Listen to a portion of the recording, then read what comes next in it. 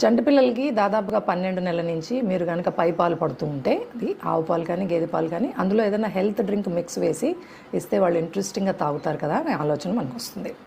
ఆలోచన మంచిదే, కానీ గుర్తుపెట్టుకోండి, కమర్షియల్గా దొరికే హెల్త్ డ్రింక్ మిక్స్ పౌడర్స్, ముఖ్యంగా జూనియర్ హార్లిక్స్, పీడియాష్యూరు, బూస్టు ఎక్సెట్రా ఇవన్నీ కూడా 2 ఏళ్ళు నిండిన బేబీస్కి మటుకే ఇవ్వాలి. 2 ఏళ్ల లోపు ఇవ్వకూడదు.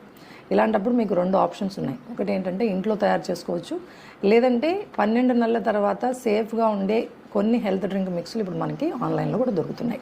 కాకపోతే నేను ఎప్పుడు కూడా బయట సజెస్ట్ చేయను. మీరు ఇంట్లో ఒకవేళ తయారు చేసుకోవాలంటే ఎలా చేసుకోవాలనేది చూద్దాం. దీనికి కావాల్సిన పదార్థాలు ఏంటో చూద్దాం. నెంబర్ 1, 4 రకాల డ్రై ఫ్రూట్స్ కావాలి. ఈ 4 రకాల డ్రై ఫ్రూట్స్ని అప్పటికే మీరు విడివిడిగా ఒక్కొక్కటి పరిచయం చేసి ఉండాలి. నేను ఇదివరకు కూడా చెప్పాను, డ్రై ఫ్రూట్స్ వల్ల అలర్జీస్ వస్తాయి కాబట్టి ఒకటేసారి అన్నీ కలిపి ఇవ్వకూడదు.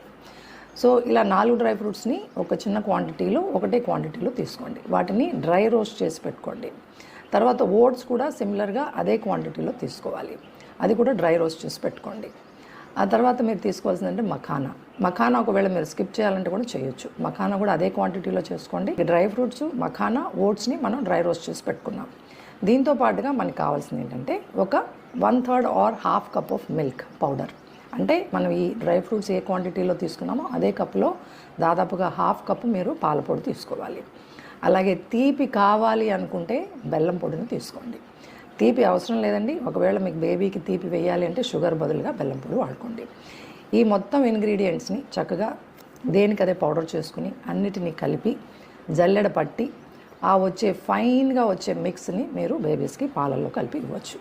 దీని ఫ్లేవర్ పెంచడానికి మనం ఇలాచీ వేసుకోవచ్చు, లేదంటే దాల్చిన చెక్క పౌడర్ కూడా వేసుకోవచ్చు. హెల్త్ డ్రింక్ మిక్స్ పౌడర్ని ఈ విధంగా తయారు చేసుకుని బేబీస్కి దాదాపు 12 నెలల నుంచి ఇవ్వచ్చు.